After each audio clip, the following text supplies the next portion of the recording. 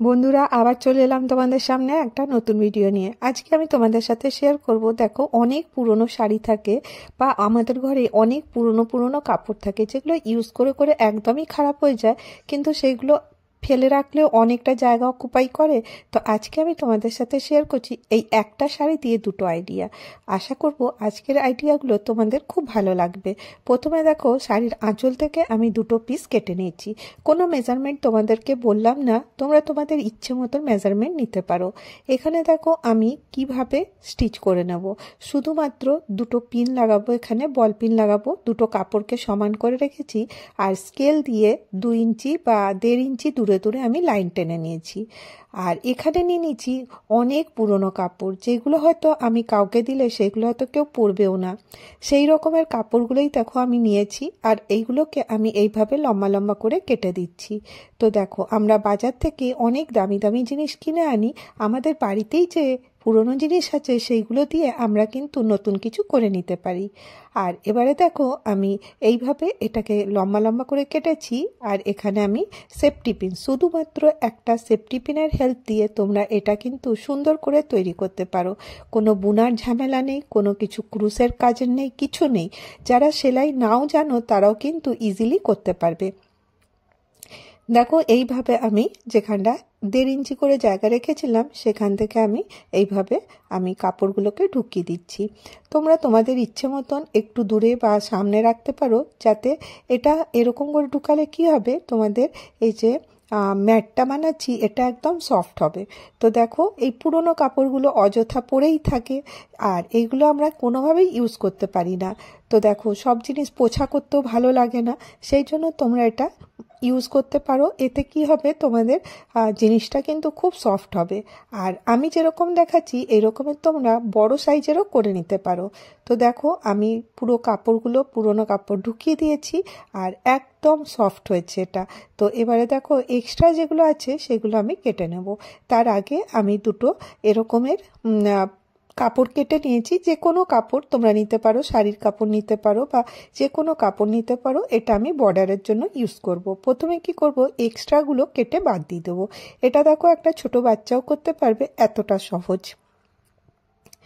তোমরা কি ভাবতে পারো, এত পুরনো একটা শাড়ি যেটা আমরা কোনোদিনও ইউজও করব না। আর দেখো, এই সিনথেটিক শাড়িগুলো পরা একদমই উচিত না, একদম খারাপ হয়ে গেছে। সেই জন্য আমি এটা দিয়ে এইভাবে বানিয়ে নিচ্ছি। তো দেখো, এইভাবে আমি কি সুন্দর করে এটা স্টিচ করে দিচ্ছি। দেখো, একদম সমান করে হবে, হাত দিয়েই করছি, কারণ এটা তো মেশিনে চলবে না। সেই জন্য আমি হাত দিয়েই এর বর্ডারটা এরকম করে বানিয়ে দিচ্ছি। খুব সহজেই তোমরা এটা বানাতে পারো। তো এটা তোমরা মাল্টিপারপাস ইউজ করতে পারো, বসার জন্য ইউজ করতে পারো বা হোম ডেকোরের জন্য ইউজ করতে পারো। তো দেখো, আমার এই ম্যাটটা কতটা সফট হয়েছে। আর দেখো, পুরোনো কাপড়গুলো ফেলাই যেত, সেই জন্য আমি এটা ইউজ করে নিলাম। তো দেখো, এতে জায়গাও কম লাগবে আর তোমরা এটা মাল্টিপারপাস ইউজও করতে পারবে। আশা করবো এই ছোট্ট আইডিয়াটা তোমাদের ভালো লেগে থাকবে। এবার চলো নেক্সট আইডিয়া চলে আসি। এই শাড়িটার দেখো, পাড়গুলো আমি সরিয়ে দিলাম আর এই রকমের আমি পিস নিয়ে নিয়েছি। এর মেজারমেন্টটা আমি তোমাদেরকে স্ক্রিনে দিয়ে দেবো। কটা পিস নিলাম দেখে নাও। এই দেখো, এইভাবে আমি একই মেজারমেন্টের আমি পিসগুলো কাট করে নিয়েছি। এখানে আমি মেজারমেন্ট লিখে দিলাম 20 ইঞ্চি বাই 20 ইঞ্চি। তোমরা এর থেকে বড় সাইজেরও করতে পারো, কিন্তু এটা একদম পারফেক্ট নাপের, এই নাপের করবে তো একদম পারফেক্ট হবে। তো এবারে দেখো আমি এটা কিভাবে নিচ্ছি। এটাকে আমি ডবল ফোল্ড করলাম, তারপরে আবার থেকে একটা ফোল্ড করব। এর মধ্যে আমাকে ড্র করতে হবে। প্রথমে আমি দেখো এটাকে এইভাবে ফোল্ড করে নিচ্ছি। আর এখানে দেখো, আমি এটাকে সার্কেল কাট করব। দেখো, এত বড় হয়তো আমাদের কাছে থালা থাকে না যে ওটাকে বসিয়ে সার্কেল করে নেব। তো তখন তোমরা কি করবে, এটাকে এইভাবে ফোল্ড করবে। তোমরা স্ক্রিনে দেখলে আমি কিভাবে এটাকে ফোল্ড করে নিচ্ছি। এইভাবে যদি তোমরা এরকম করে ড্র করে নেবে, তাহলে পরে কিন্তু তোমাদের যে গোলটা হবে, সার্কেলটা একদম পারফেক্ট হবে। তো এইভাবেই আমি কাঁচি দিয়ে এটাকে কেটে নেব। প্রথমে কি করবে, বল পিন লাগিয়ে নেবে, নাহলে কাপড়টা সরে যাবে, তো ছোট বড় হয়ে যেতে পারে।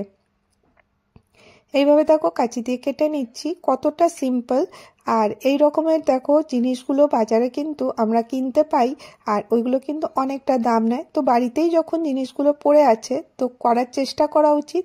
আর এবারে দেখো আমি এখানে একটা মেজারমেন্ট নেব, কিছুই না, এটাকে এরকম ফোল্ড করব আর এখানে চক দিয়ে দাগ করতে থাকবো।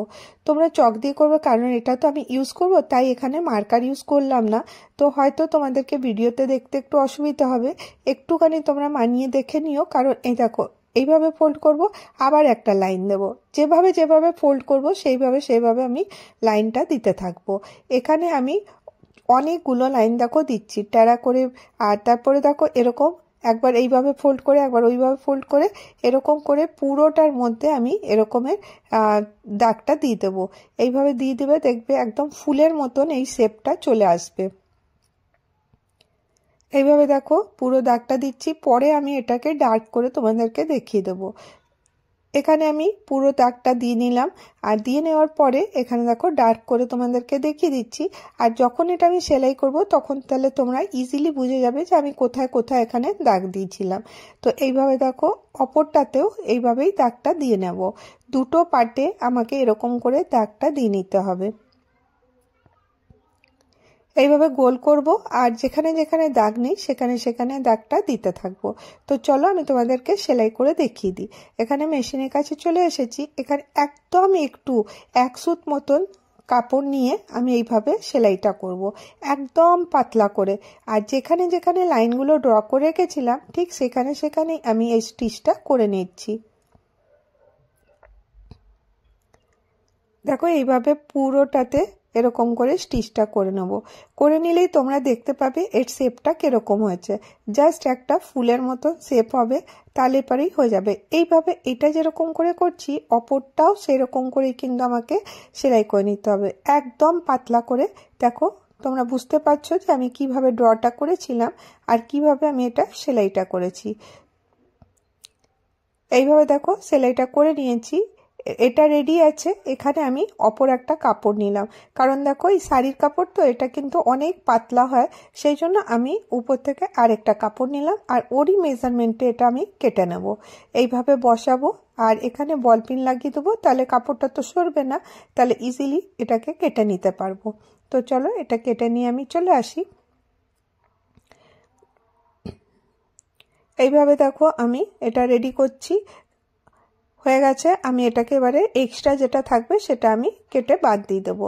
তো দেখো এক্সট্রা যে কাপড়টা আছে পাশটা পুরো সেলাই হয়ে গেছে, আর এক্সট্রা কাপড়টা আমি এইভাবে কাট করে দেবো। তাহলে পরে কি হবে, এই কাপড়টা একটু মোটা হয়ে যাবে। আর যদি তোমাদের কাছে কোনো মোটা কাপড় থাকে তাহলে এই স্টেপটা করার কোনো দরকার নেই। তো এইভাবে দুটোতেই দেখো আমি কাপড় লাগিয়ে দিয়েছি। প্রথমে ভেবেছিলাম একটাতে লাগাবো, কিন্তু দুটোতেই লাগালাম, তাহলে পরে এইটা কিন্তু কালারটাও ভালো লাগছে, দেখতে কিন্তু সুন্দর হয়েছে। নালে পরে এই শাড়ির কাপড় তোমরা বুঝতেই পারছো অনেকটা হালকা হয়, সেই জন্য এটা আমি ডবল করে দিলাম। দুটো পাশেই একভাবে কিন্তু কাপড় নিয়ে আমি করে দিলাম। এবারে দেখো পুরোটা আমি স্টিচ করব, একটুখানি অংশ খোলা রাখবো। তো কিভাবে দেখো এরকম করে, আর যখনই তোমরা এটাকে উল্টো করবে তখন এখানে নোচেস দিয়ে দেবে, তাহলে পরে কি হবে এই যে উল্টানোটা একদম সুন্দর হবে, আর তোমাদের কোথাও কাপড় জমা থাকবে না। কারণ আমি সেলাই করছি, কোথাও হয়তো কাপড় বেশি থেকে গেছে, তো সেটা আর থাকবে না। এইভাবে দেখো আমি এটাকে খুলে দিচ্ছি, আর এইভাবে এই রেডি হয়ে গেছে। এখানে আমি কি করব, তোমাদের কাছে যদি পুরনো সফট টাইস থাকে তার কিছু তুলো তোমরা নিয়ে নিতে পারো, আর নিয়ে এর মধ্যে ফিল আপ করে দেবে। বা যদি তুলো না থাকে তাহলে পুরনো কাপড় দিয়েও কিন্তু ফিল আপ করতে পারো, কিন্তু পুরনো কাপড় দিলে এটাই হবে যে এটা একটু ভারী হয়ে যাবে, আর এটা যেমনি ফ্লাফি হয়েছে অতটা হবে না। সেই জন্য চেষ্টা করবে এমনি সিনথেটিক ফাইবার যদি থাকে তোমাদের কাছে সেটাই ব্যবহার করার। তো এটা আমার কমপ্লিট হয়ে গেল। তো তোমরা শেপটা দেখে বুঝতেই পারছো এটা কেমন হয়েছে। এবারে একটা বড় ছুঁচ নিয়েছি, সুতো নিয়েছি, এবারে আমি এখানটাতে একটা হোল করব। তো দেখো এই রকমের পিলোগুলো দেখবে বাজারে অনেক কিনতে পাওয়া যায়, অনলাইনেও পাওয়া যায়, কিন্তু এগুলো অনেকটা দাম। তো তোমরা বিশ্বাস করতে পারো যে ঘরে পুরনো শাড়ি দিয়ে তোমরা এত সুন্দর একটা কুশন টাইপের বানিয়ে নিতে পারো। আর এখানে আমি একটা বোতাম লাগিয়ে দেবো যাতে এটা দেখতে আরও সুন্দর হয়। তো দেখো, আমরা আমাদের ঘর সাজাতে প্রত্যেকেই ভালোবাসি।